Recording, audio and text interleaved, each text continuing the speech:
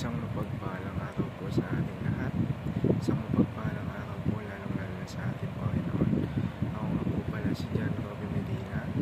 At ngayong araw po ay samahan ninyo kong pag-aralan at unawain ang mga salita ng ating Panginoon. At ngayong araw po, October 7, 2024, araw ng Lunes.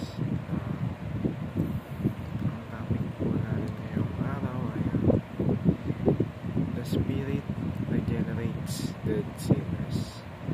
At ang versikulong ating uunawain ay ang Titus chapter 3 verse 4 to 5. Sinasabi rito,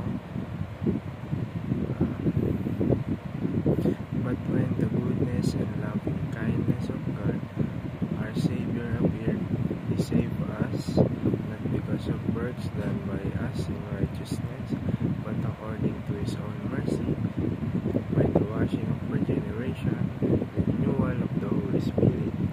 Sa Tagalog naman po, ngunit nang mahayag ang kabutihan at kagandahang loob ng Diyos na ating tagapagligtas, niligtas niya tayo, hindi dahil sa mga gawa ng ating ginawa sa katwiran, kundi ayon sa kanyang kahabagan sa pamamagitan ng paghuhugas ng muling kapanganakan at ng pagbabago sa pamamagitan ng Espiritu Santo.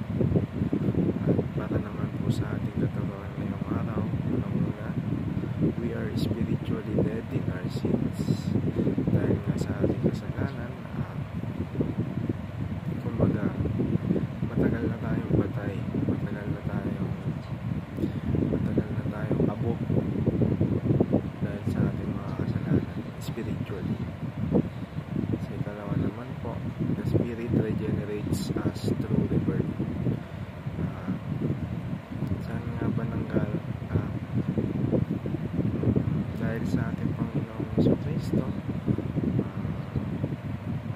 muli tayong nalinisan, muli tayong binigyang bihis dito sa mundo. At ang panghuli naman po, the Spirit makes us children of God. Ang Spirit ang gumagabay sa atin kung ano nararapat natin gawin dito sa mundo, kung paano natin gagawin ang mga gawain kinalulugdan ng ating Panginoon. At yun lamang po para sa ating katuruan ngayong araw. Ngayon naman po, punta naman po tayo sa ating application.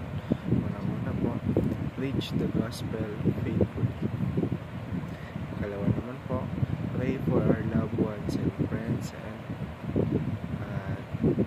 sa ikahuli naman po, pursue the leading of the Spirit.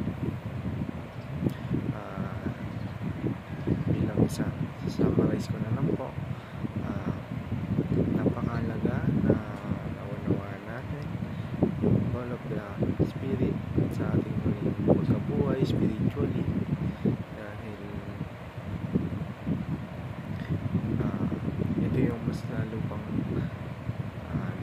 dahil sa pag